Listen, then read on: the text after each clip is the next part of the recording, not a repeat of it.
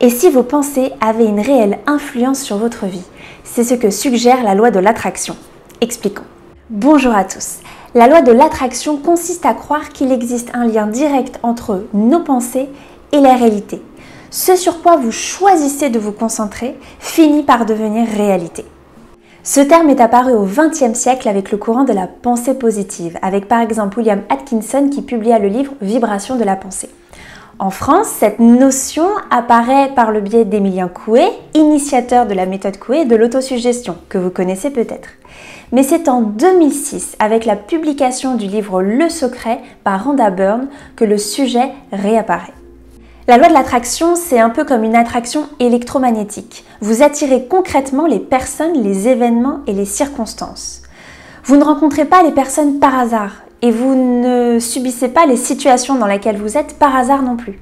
Tout ce qui entre dans votre vie est là par attraction.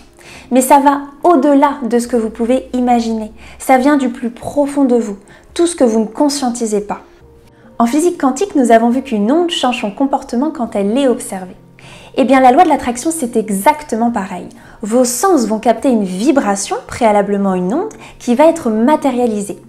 L'observateur, finalement, c'est vous. Ce sont vos pensées qui vont regarder à quoi vous pensez le plus, sur ce que vous voulez, mais sur ce que vous ne voulez pas non plus. Alors, si vous faites quelques recherches, vous allez vite vous apercevoir que la loi de l'attraction est à la mode depuis quelques années.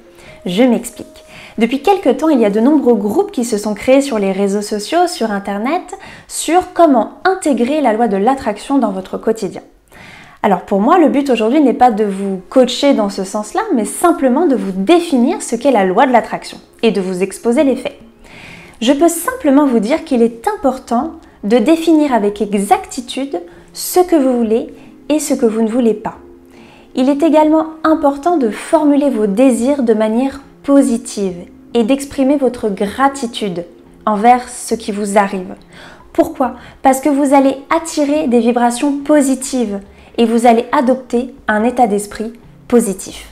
Des expériences ont montré que les émotions peuvent modifier l'ADN. En fait, l'observateur filtre les ondes de potentialité et donc oriente ce qui va se réaliser matériellement. Et ce filtre est régi par les émotions et les perceptions. Le monde, par conséquent, résulte de nos perceptions. C'est nous qui lui apportons nos énergies en permanence. Nous pouvons choisir la réalité souhaitée en fonction de ces perceptions. Pour cela, il faut se focaliser sur ce que nous souhaitons et arrêter d'apporter de l'énergie sur ce que nous voulons éviter. Nous sommes donc tous créateurs de notre monde.